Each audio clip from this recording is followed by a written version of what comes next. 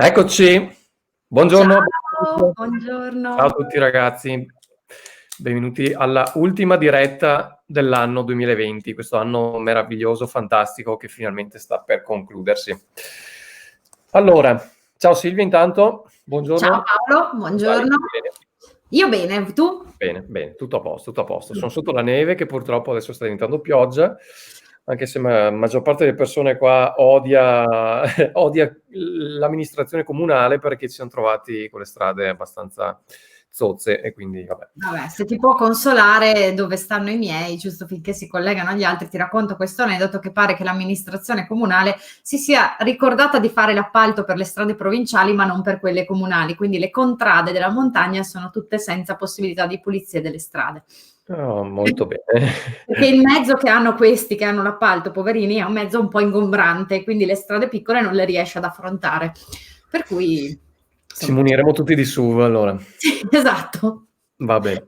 Ora c'è Allora, 50 centimetri, quindi speriamo bene. E sì, vabbè, visto che speriamo. quest'anno è un anno particolare, si può sciare, ci sono gli impianti aperti, siamo tutti pronti a fare snow e andare a farci la spolate, e ci ha messo giù giusti centimetri di neve. Ne parlavo proprio con un'amica, penso che sia da 30 anni che non fa nevicate così belle copiose, anche in montagna chiaramente, e noi Sì, siamo qua che ci vero. troviamo così senza far niente. Vabbè.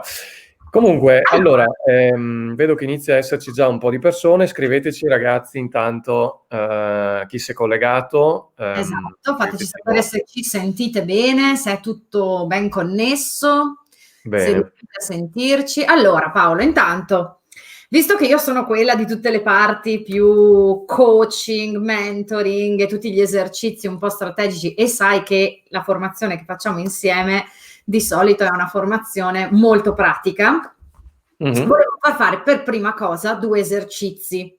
Subito così, di cattiveria. Così. In pausa Cattiveria, pranzo. Va quindi bene, va bene. se li segnano, se li fanno quando possono, andrebbero fatti entro il 31 dicembre, quindi mi raccomando, visto che comunque siete aperti, ma ci chiudono in casa un po' prima, prendetevi il tempo per voi, perché questo finir d'anno, anche a livello, chiamiamolo energetico, è sempre un momento in cui è bene fare il punto, rivedere le cose, perché si chiude un ciclo, volenti o nolenti. Quindi finché il ciclo si chiude, finché il ciclo, scusate, si riapre, è sempre bene fare il punto della situazione per riaprirlo al meglio. E io avrei da darvi 2 consigli. Il primo è un consiglio legato alla parola chiave dell'anno per il business. Potete farlo anche a livello personale, ma qui stiamo parlando di impresa e quindi facciamo la parola chiave per le vostre imprese. E poi come individuare 5 obiettivi per l'anno prossimo, che potrebbero anche essere i 5 obiettivi legati ai consigli che daremo io e te, Paolo, no? Mhm. Allora, Certo. innanzitutto, esercizio per individuare la parola chiave per il vostro business per l'anno prossimo. Come si fa? Allora, rispetto magari anche a questa diretta, contenuti che vi abbiamo mostrato, cose che avete sentito e letto, iniziate a scrivervi su un quaderno, su un foglio bianco, una serie di parole chiave che potrebbero rappresentare l'anno nuovo. Non so, più fatturato, potrebbe essere concentrazione, potrebbe essere clienti, potrebbero essere tantissime, possono essere delle mini frasi o possono essere delle parole chiave. Le scrivete senza giudizio. Una sorta di brainstorming, se qualcuno ha già sentito questo concetto. Quando si fa un po' il flusso di coscienza, si buttano fuori queste parole. Parole, insomma, che ci fanno anche star bene, mi raccomando, perché dovrebbero essere parole che ci muovono un po' le emozioni e le energie. Fatto questo, le lasciate lì, quindi magari vi consiglio di farlo oggi perché siamo già al 28 e i giorni corrono.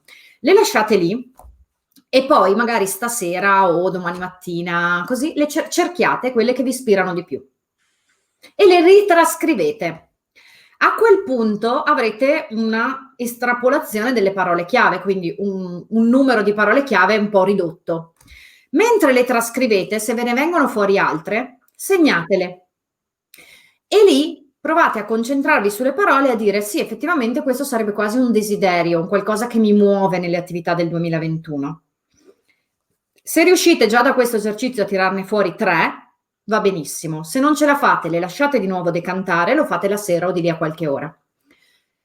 In sostanza, con questo passaggio dovreste arrivare a individuarne 3, da cui tirerete fuori quell'unica e vedrete se il 30 e il 31 vi muove qualcosa. Se il 30 e il 31 vedete che vi risuona questa parola, allora potrete tranquillamente scriverla, magari scrivervela anche nel retrobottega, insomma sulla cassa, così, perché di solito sono delle parole che muovono particolarmente. L'altra cosa è legata, quindi buona individuazione della parola chiave, poi magari nella prossima diretta vi dirò la mia, perché per esorcismo non la dico mai prima della fine dell'anno, poi l'anno nuovo, così la consolidiamo.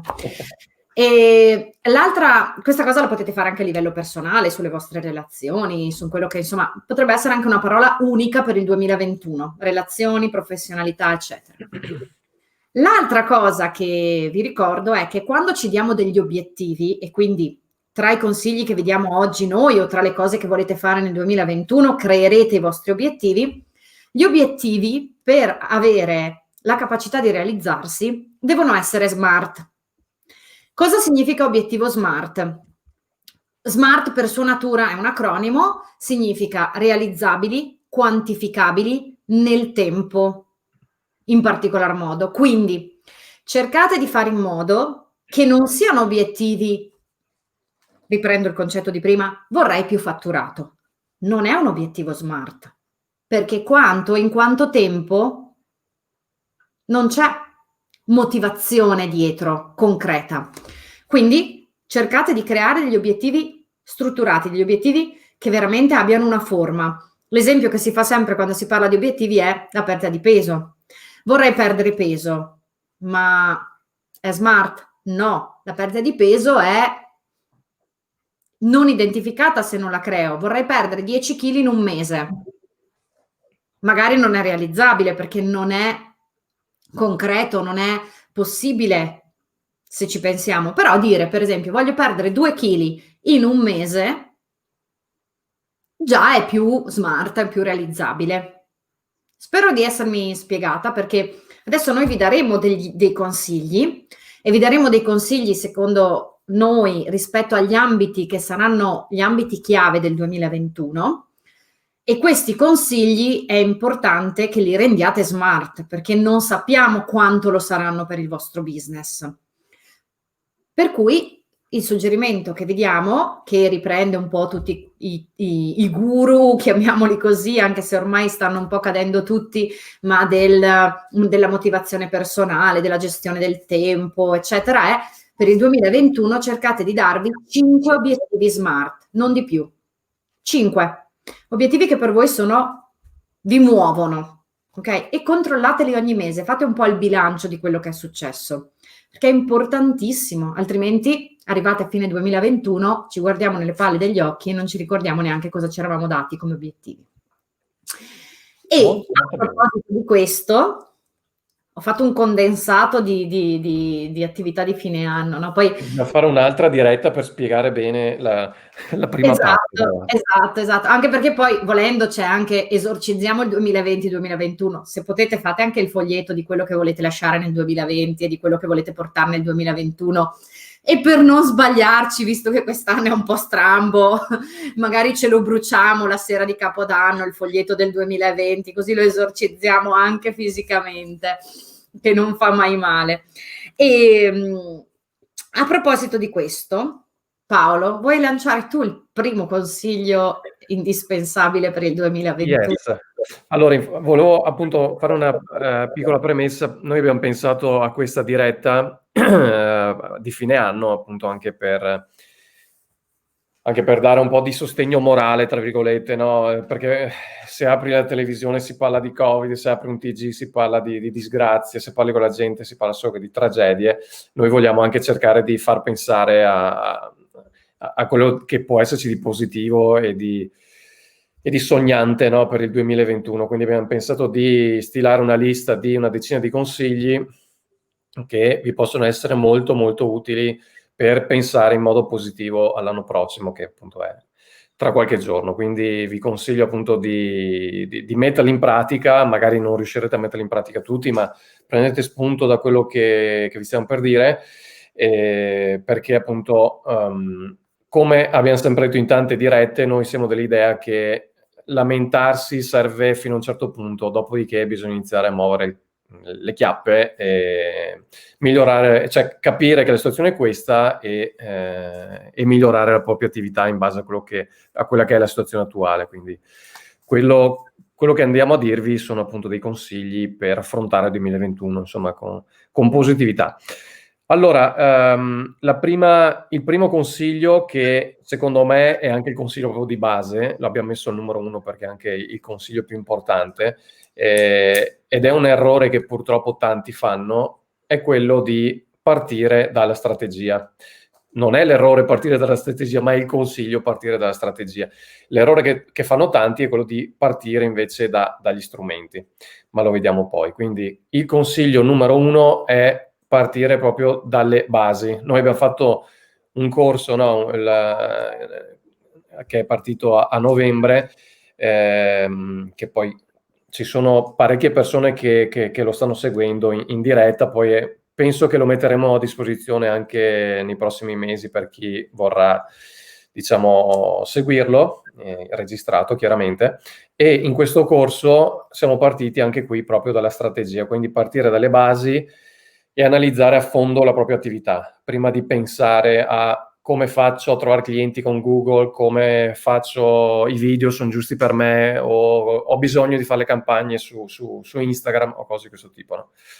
Cosa dici a riguardo, Silvia? Tu che sei l'esperta di... Il consiglio numero 2 che mi viene da dare è: quest'anno che viene, qualsiasi persona vi dica che la bacchetta magica o la formula magica è TikTok o è uno degli strumenti che girano, dovete fare Instagram ma non hai chat di WhatsApp, ma non hai di questo, fate un passo indietro, guardate la vostra strategia e dite ci sta? Ma soprattutto guardate anche il vostro tempo di gestione, come potrei ottimizzarlo. Quindi non fatevi ammaliare da chi vi propone le formulette magiche legate agli strumenti. Mi riaggancio quindi al più strategia, meno strumenti in questo caso, come secondo consiglio. Questo, vabbè, Paolo, tu sai che io ci tengo particolarmente, me l'hai imbeccata, però è così, cioè quante volte ci siamo resi conto, e mai come quest'anno l'abbiamo visto, chi aveva una strategia quest'anno comunque ha ridimensionato parti strategiche perché la situazione contingente lo prevedeva, ma non è finito nel marasma dell'oddio, devo fare questo, quest'altro, l'e-commerce, il Facebook e di qua e di là, perdendosi le attività chiave. Guardate che chi aveva la strategia quest'anno è partito per esempio dai clienti, partito dal cercare di contattarli e di fare cose con loro, ma perché aveva già un approccio con loro, aveva già consolidato una strumentazione, una strutturazione strategica. Per cui non dimenticatevela. E tra l'altro, per chi non l'avesse ancora preso in considerazione, il calendario social dà anche la possibilità di vedere il primo mese di corso e di contenuti, e quindi già lì vi potete fare un'idea di quello che intendiamo per strategia, ma nel prossimo anno continueremo a darvi input su questo tema perché possiate fare cose sensate. Ricordatevi la strategia. Silvia, puoi fare, giusto per andare proprio nel concreto, perché io ho il timore che chi non sta seguendo il corso nel gruppo privato, diciamo, abbia il pensiero che la strategia siano cose da aziende grandi, no? Da Nike, da Apple o da aziende che hanno tanti dipendenti o cose di questo tipo. Quindi dicono, ma sì, la strategia è roba da ufficio marketing dove sono in 10 che fanno le strategie delle campagne pubblicitarie, no?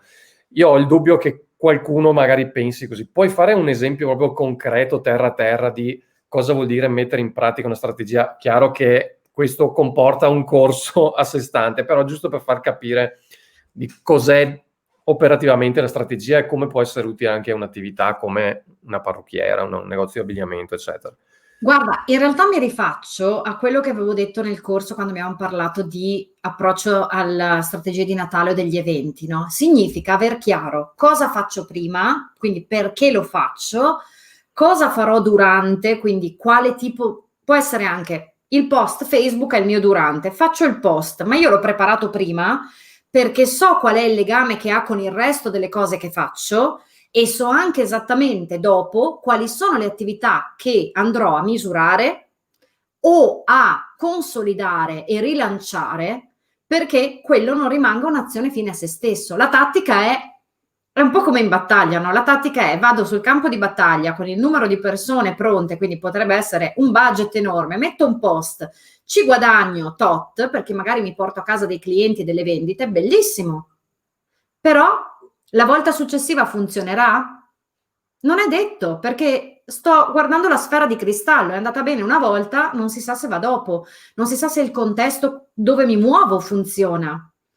Se invece ho una strategia, quella è una tattica all'interno della strategia, è anche un test, potrebbe essere, ma so benissimo cosa chiedere a quello che faccio. E non serve veramente un ufficio marketing, perché siete tutti dei venditori, tutte persone che, anche se col mal di pancia, dovreste misurarvi con i dati delle vostre attività, con l'analisi di quello che succede quando fate le cose. La strategia vi aiuta a dire: ah sì, ho fatto questa cosa, ho fatto questo post, ho fatto questa campagna, ho fatto questo volantino, ho fatto questa promozione e l'ho fatta così, su quel pubblico, con quel messaggio, con quel tipo di intento e con quel tipo di aspettativa. È tutto andato come volevo, ha funzionato tutto, mi ha portato i risultati attesi, perché nella strategia c'è anche: che risultati mi posso attendere, perché inizio a guardare i numeri e ce li avete tutti in mano i numeri della vostra attività. Da lì veramente dico: ok, ha funzionato, no, sì, come l'approccio successivamente. Significa anche aver chiaro qual è il processo d'acquisto, ad esempio, dei nostri clienti, perché non è casuale. Vedrete che quando inizierete a ragionare in modo strategico vi renderete conto che ci sono delle standardizzazioni delle cose che fate che vi accenderanno delle grandi lampadine. E in più, Paolo, forse la cosa più importante: non buttate via i soldi. A me fa sempre impressione la mia estetista, che non è nel gruppo, spero di riuscire a farcela entrare presto, ma Male, molto male. molto male, esatto, che purtroppo è ingabbiata in uno di quei contratti, di quei gruppi che conosciamo, e non riusciamo a farla uscire perché avrà l'ultimo anno questo di attività, se no ci rimette un sacco di soldi. Aveva un contratto vecchio, ma lei è capace che butti via ogni anno dai 3 ai 5 mila euro senza sapere che risultato ottiene, perché semplicemente nessuno le sta tracciando i risultati che ha. Quindi fare strategia, capire cosa significa fare strategia, leggere i numeri, significa non buttar via anche un sacco di soldi e destinarli al posto giusto. Certo. Hai fatto giustamente il paragone con la guerra, perché alla fine è brutto da dire, ma ogni giorno noi siamo in guerra, noi con la partita IVA, no? Contro un mercato che c'è là fuori. Quindi, per semplificare molto la faccenda, vorrei fare un esempio appunto molto pratico. C'è chi decide di andare in guerra con il mitragliatore o con il carro armato perché il cugino gli ha detto: guarda che se vai col carro armato vinci la guerra. Il carro armato è per esempio Facebook, oppure il mitragliatore è TikTok, e quindi vado là fuori nel campo di battaglia con il mio carro armato e poi scopro che magicamente i miei concorrenti hanno la contraerea, hanno aerei, hanno navi da guerra, eccetera, eccetera. Ok, adesso per fare un esempio molto, molto banale.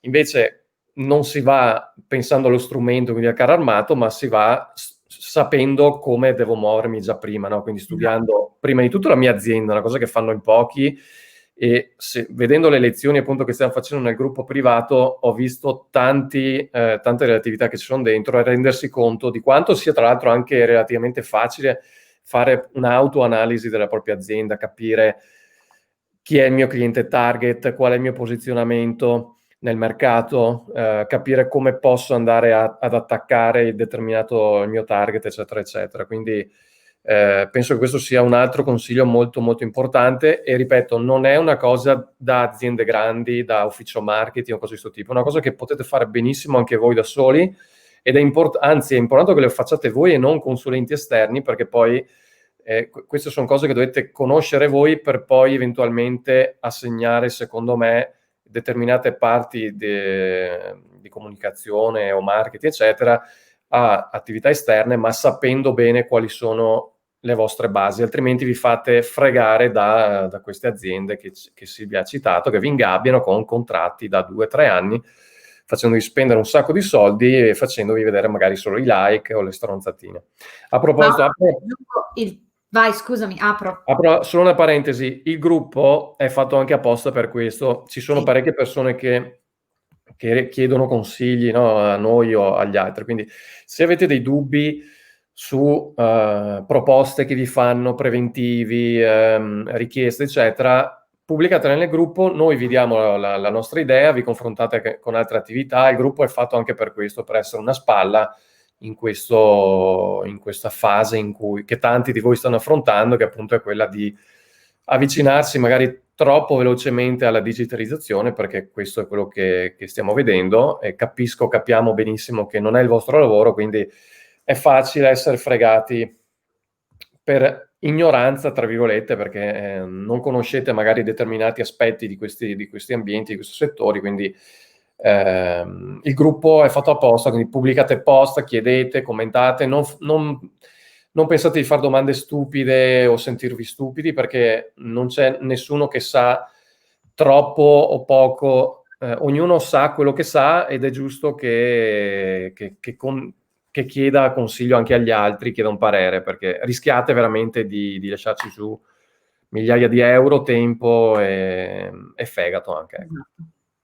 E visto che così io ti sballo un po' le cose, ci metterei che come terzo consiglio, volendo, ma è un 2 bis, potremmo dire che è importante veramente che voi imprenditori iniziate a riconoscervi come imprenditore, e l'imprenditore sa cosa avviene nella sua azienda, anche in ambito marketing. Noi con i corsi che stiamo facendo, con le dirette, eccetera, non vi vogliamo trasformare in marketer. Poi se vi piace, volete approfondire, un giorno volete studiare, io credo che sia anche bello che ognuno di noi possa crescere in diversi ambiti, perché scopre cose nuove nella sua vita, la appassionano, studia e ci prova, insomma si misura. Però è fondamentale che, così come quando andate dal commercialista dovete iniziare a saperlo leggere un bilancio, a capire cosa vi dice quando vi parla di tasse, a capire cosa vi dice quando vi parla di IVA, è una vostra responsabilità verso voi stessi prima di tutto, e verso il business che avete curato come un figlio, capire anche tutte le cose che riguardano il marketing. Capirle, quantomeno capirle, per sapere cosa vi propongono, cosa avete davanti. Poi non è che le dovete fare, voi fate il vostro lavoro, ma così quando le guardate, le domande le fate giuste al consulente o alla persona che vi parla, ma anche a noi stessi. Perché altrimenti andate spannometricamente, è un po' come andare dal medico, farsi propinare la medicina e non capire, ma mi risolverà il problema? Cioè, cerchiamo di capire sempre cosa c'è dietro, è fondamentale. Quindi imprenditori significa anche questo. Yes, sono assolutamente d'accordo. Aggiungo solo una piccola cosa, perché appunto in questo momento storico è facile essere abbagliati io penso almeno, mettendomi nei panni magari di chi conosce poco questo ambiente, è facile essere abbagliati da quelle che sono le vanity metrics, no? Quei numeretti inutili, cioè inutili, hanno una qualche utilità se visti nel modo giusto, nel senso, può arrivarvi qualcuno che vi propone le campagne su Facebook per ottenere migliaia di visualizzazioni dei video, no? Dei vostri video, cose di questo tipo. Sì, nel senso, avere un video che raggiunge 10.000 persone, 15.000 persone, ok, magari per chi è poco esperto può dire: Madonna, 15.000 persone che hanno visto il mio video, pazzesco, chissà cosa succederà, quanto venderò, quanti clienti. No, in realtà poi noi che lo sappiamo bene, no Silvia, 15.000 visualizzazioni non sono una mazza alla fine, perché se sparate nel mucchio a cani e porci, 15.000 visualizzazioni non servono una strabene amata mazza. Quindi, questo bisogna guardare quanto tempo è quello delle visualizzazioni, perché anch'io ho un cliente che mi ha detto: un video che è stato visualizzato da 5.000 persone, durava un'ora, era lunghissimo. Peccato che poi quelle 5.000 persone avessero visto pochi secondi di quel video. Esattamente. Quindi ecco, è importante avere consapevolezza di base. Torniamo anche sempre qui al discorso della strategia. Per anche evitare di essere, diciamo, fregati da questi venditori d'oro che purtroppo adesso sono spuntati come funghi negli ultimi mesi. Ok, andiamo al terzo consiglio, mi sembra, no? Terzo consiglio. Dico io? Dici tu? Vai. Più personalizzazione e meno omologazione. Cosa significa? L'abbiamo visto anche nel post che vi ha messo Paolo ieri, mi pare, o stamattina, adesso non mi ricordo più perché vediamo tanti contenuti. Cerchiamo di metterci la faccia, cerchiamo di fare dei contenuti che siano nostri, non pescati da altri, non scopiazziamo altrove, non cerchiamo per forza di tirar fuori l'idea geniale solo perché l'abbiamo vista da quel competitor oppure da quell'azienda grande. Tirate fuori le vostre verità, le vostre modalità di interlocuzione. E su questo ci rifacciamo e ci riagganciamo ovviamente al calendario, no Paolo? Perché lì potete trovare tanti spunti che vi permettono di personalizzare la vostra comunicazione quotidiana o meno, perché poi Paolo, sto calendario com'è che dobbiamo usarlo fondamentalmente? Ma il calendario alla fine è una guida, no? Non è che sia uno strumento da seguire per forza alla lettera, cioè nel calendario ogni giorno c'è un consiglio, no? Quindi adesso qua non ce l'ho, però se andate su locallab.it vedete come è fatto. Ogni giorno c'è un consiglio per diciamo avere delle idee da pubblicare nei vostri social o anche non solo sui social, su Google. È uno strumento che vi aiuta anche ad affrontare, diciamo, a migliorare la vostra presenza online, quindi non solo su Facebook, su Instagram, ma anche su altre tipo di piattaforme. Eccolo qua, grazie che hai messo il link.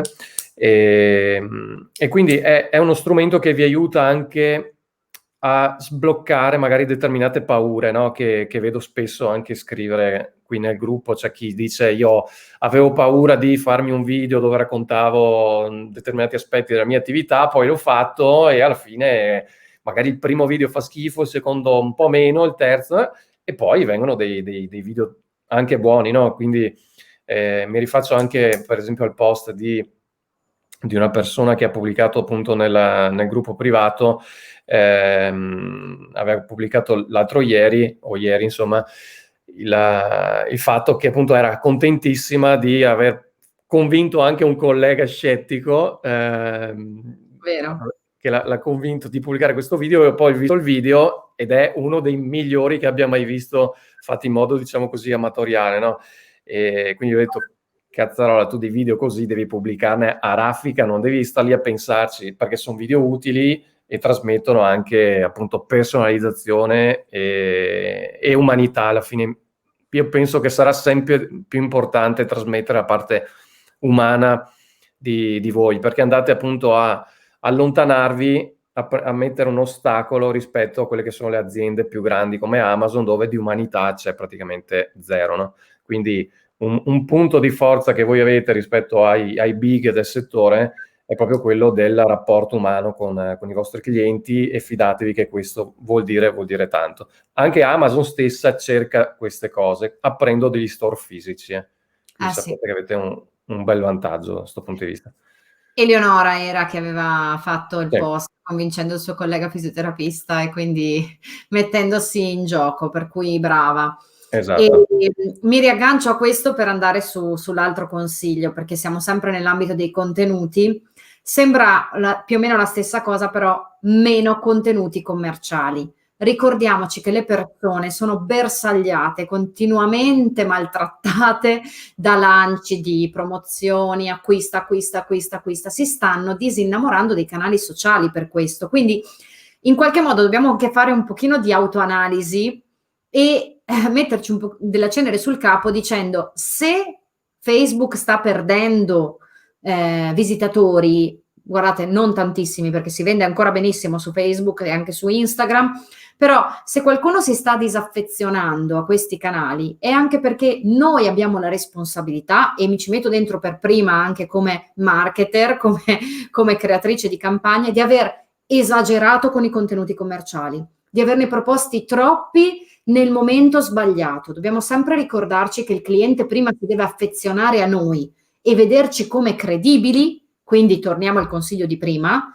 perché poi il contenuto commerciale abbia presa, quindi diminuiamoli, un 80-20, cioè 80 contenuto di valore nostro personalizzato e un 20 di contenuto commerciale, perché viva Dio vendiamo, quindi ci sta che proponiamo anche le vendite, ma proprio ne parlavamo nelle ultime lezioni e spiegavo la differenza tra un contenuto formativo, ad esempio, e un contenuto commerciale e come si possano anche vestire i contenuti commerciali di qualcosa di più spontaneo e più vero, che non va a punzecchiare sempre sul compra, compra, compra, compra, ma ci metta del valore dentro. Content is the king, forse, che è una delle frasi che io e Paolo abbiamo sentito da anni, cioè il contenuto è il re. Varie evoluzioni, sì.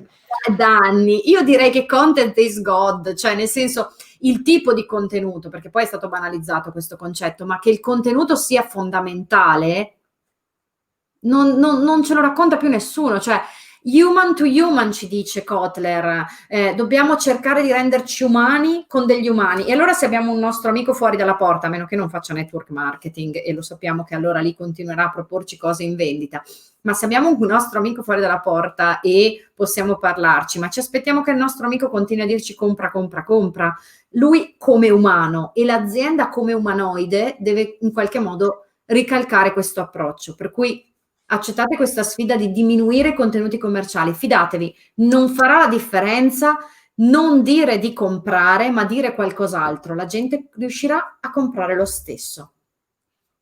Assolutamente sì. Aggiungo solo una piccola cosa che ho letto nei giorni scorsi in qualche libro che non mi ricordo, che faceva appunto dava un'indicazione su quanti sono i messaggi pubblicitari a cui noi, volenti o nolenti, assistiamo ogni giorno, no? Questa persona appunto diceva sono 5, sono 10, 100 ogni giorno, no? Quindi il tabellone pubblicitario, il post su Facebook, la radio, la TV, eccetera. E si parlava di, non so se 10.000 al giorno di annunci pubblicitari che in qualche modo bombardano la mia testa. Quindi Marco Darin, ecco chi era nel suo libro, Marco Darin Zanco, che scriveva questa cosa, e diceva appunto che il cervello, ormai il nostro cervello, ha messo una barriera a queste cose, quindi quando sento la TV, la pubblicità nella TV, mi si chiude praticamente il cervello, non ascolto più quello che viene detto, no? O la radio o i banner su internet, quindi ormai siamo predisposti a quando vediamo un certo tipo di format, in automatico il cervello in qualche modo blocca, diciamo, l'assimilare l'informazione. Quindi da questo punto di vista è importante invece fare dei contenuti che non siano il classico compra oggi, compra adesso, sconto di qua, sconto di là, saldi, promozioni e robe, ma appunto come dice Silvia, magari usare un giusto mix di queste cose, quindi puntando più soprattutto ai contenuti e anche alle informazioni che alla fine voi avete, lo dico spesso, avete una marea di informazioni, un bagaglio di informazioni, no? Che voi magari ritenete anche poco utili o stupide, che in realtà per i vostri clienti sono oro colato e dovreste lavorare più che altro su queste cose, assolutamente. Sì. Piuttosto che fare i soliti sconti, ecco. Guarda, mi veniva in mente, scusami, ma parlavo proprio con una mia amica durante le feste, lei ha un negozio di abbigliamento e ogni tanto si inventa qualcosa e ha scoperto che uno dei contenuti più preziosi che sta facendo ultimamente è spiegare alle ragazze rispetto ai colori e le tonalità del viso, della loro pelle. Tra l'altro c'è un libro che è uscito recentemente proprio su, non mi ricordo il titolo, magari se lo recupero ve lo suggerisco, anche perché questo sabato abbiamo saltato la rubrica dei libri, quindi la recupereremo.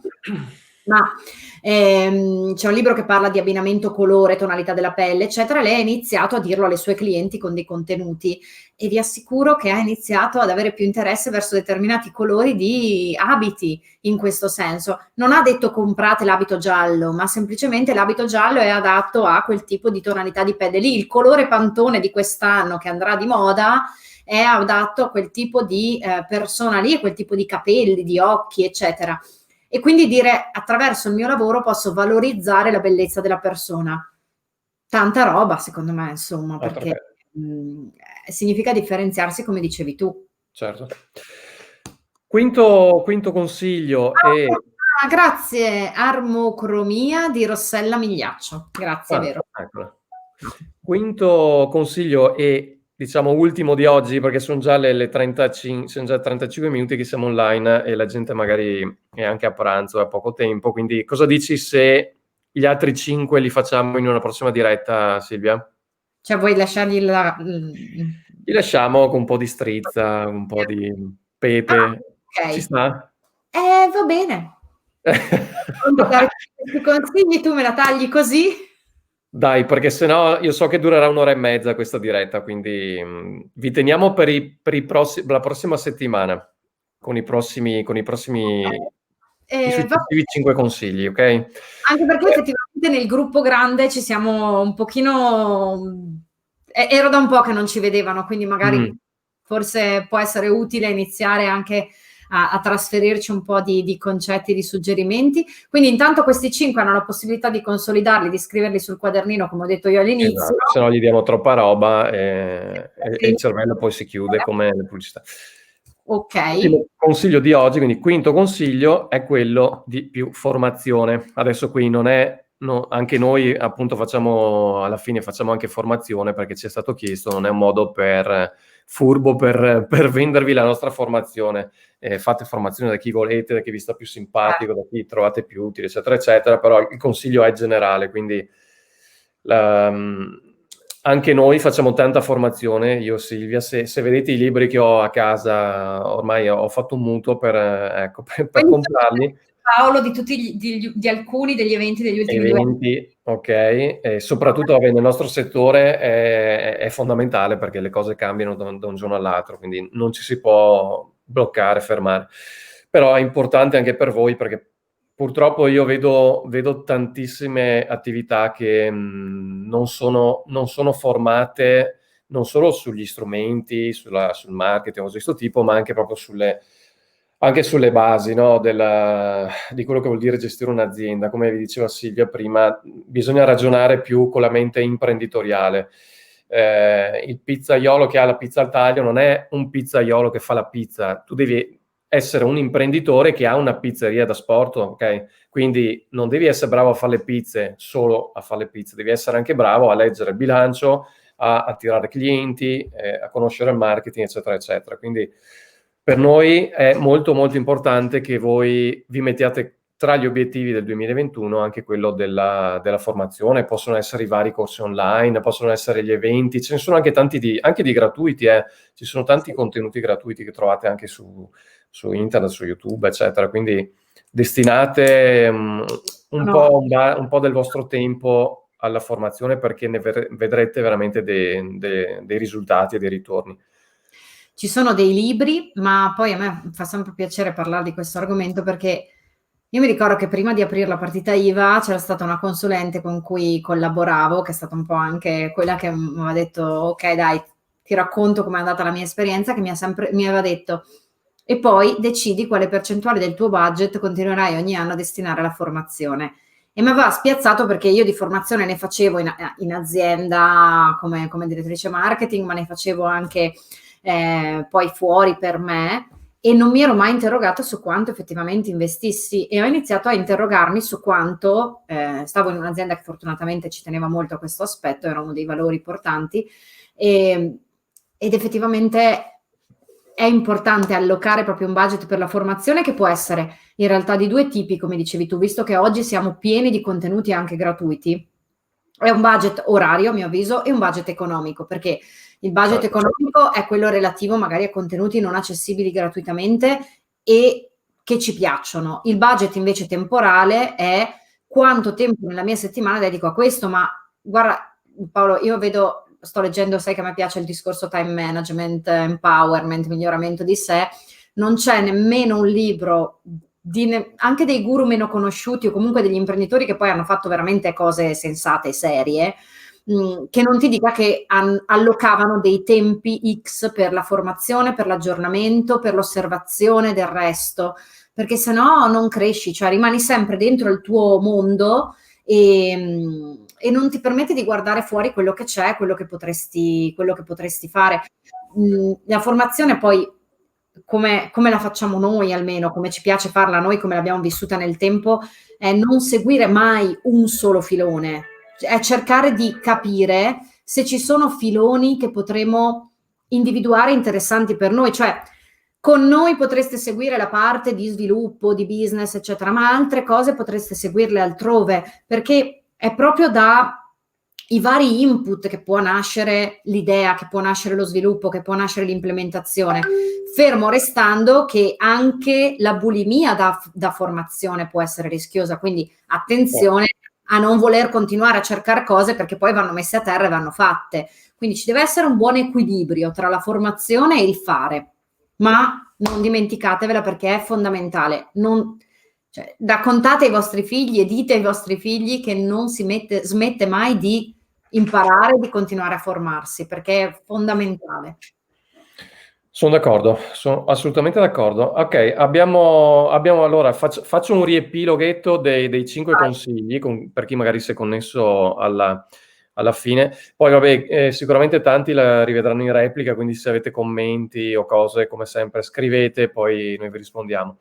Allora, consiglio numero 1 e più importante, la strategia. Pensiamo prima alla strategia e poi a tutto il resto. Viene da sé che il consiglio numero 2 è quindi quello di strumenti, teneteli dopo aver studiato la strategia. Non si va in guerra col carro armato perché ce l'ha detto il cugino, ma si va perché prima ho fatto la strategia, ok? Consiglio numero 3, mi sembra di leggere la pagella, tipo del coso del calcio. Più personalizzazione e meno omologazione.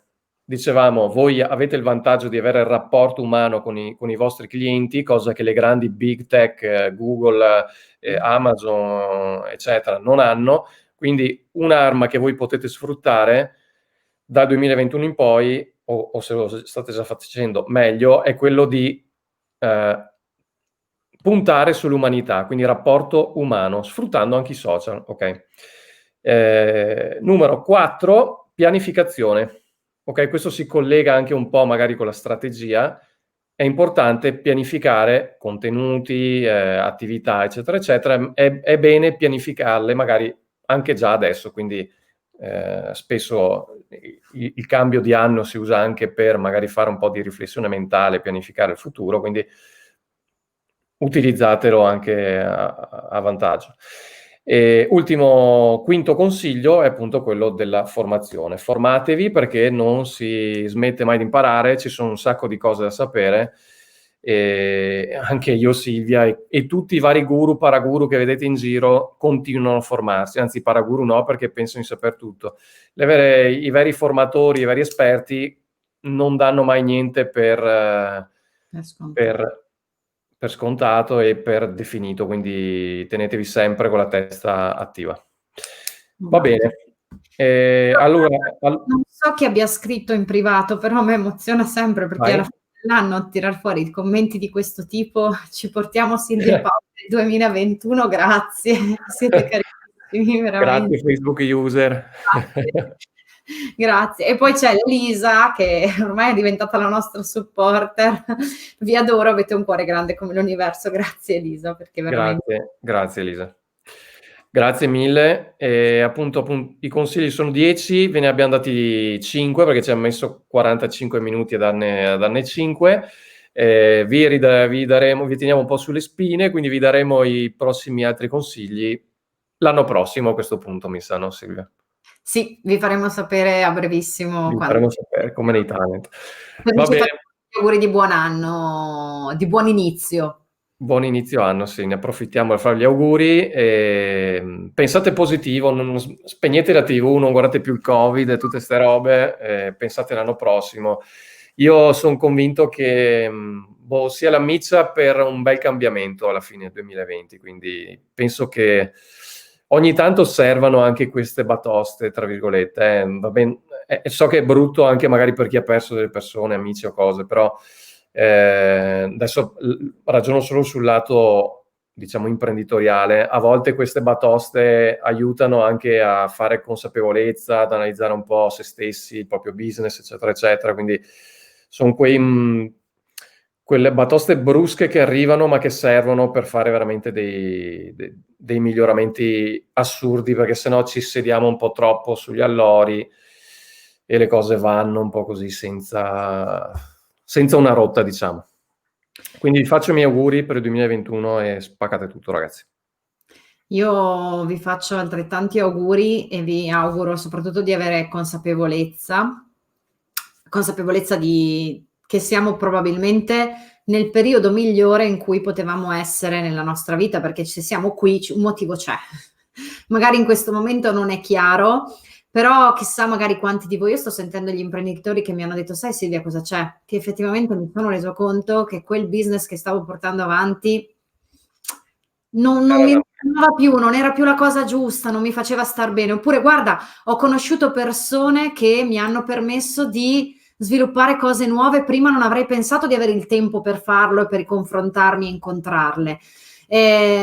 Guardiamo a quello che come opportunità ci sta dando questo periodo. So che in questo momento molti di voi pensano vaffanculo che opportunità ci sta dando Silvia e Paolo, mi state dicendo una roba assurda, però è così, può essere così, però possiamo deciderlo solo noi, quindi tanta consapevolezza di chi siete e cosa fate, perché è il momento di poter fare la differenza, veramente. Sì.